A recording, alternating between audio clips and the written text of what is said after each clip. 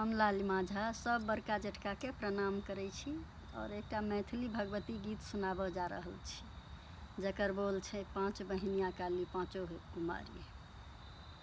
पाँचो बहिनिया काली पाँचो कुमारी, हे कमल पर दुर्गा। पाँचो बहिनिया काली पाँचो कुमारी, हे कमल पर दुर्गा। पाँचो बहिनिया आदि भवानी, हे कमल पर दुर्गा।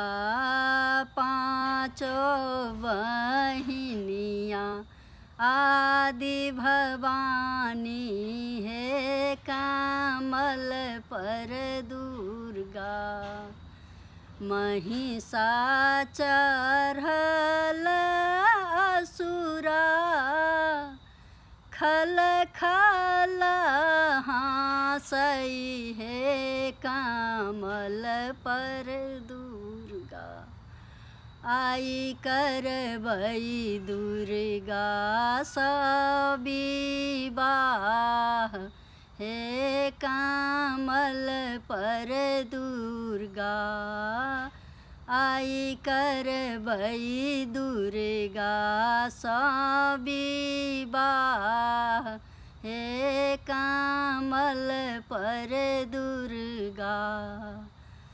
सिंह चढ़ल मैया, थर थर कपथिन, हे कमल पर दुर्गा। सिंह चढ़ल मैया, थर थर कपथिन, हे कमल पर दुर्गा। आई करबै असुरा के संहार, हे कमल पर दुर्गा। आई करबै असुरा के संहार, हे कमल पर दुर्गा।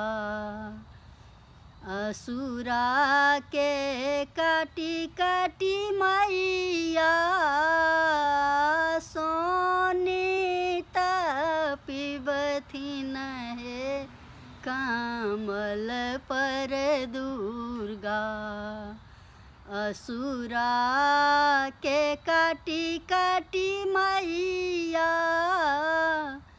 सोनी तपिबथिन, हे कमल पर दुर्गा।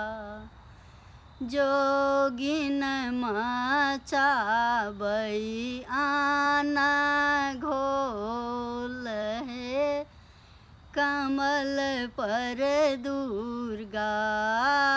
जोगिन मचाबै आना घोल, हे कमल पर दुर्गा। पाँचो बहिनिया काली पाँचो कुमारी, हे कमल पर दुर्गा।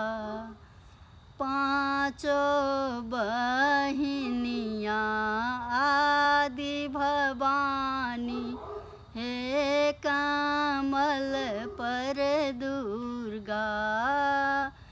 पाँचो बहिनिया आदि भवानी, हे कमल पर दुर्गा। अब अगर सबके पसंद आवे तो लाइक करब, शेयर करब, सब्सक्राइब करब हमर चैनल के।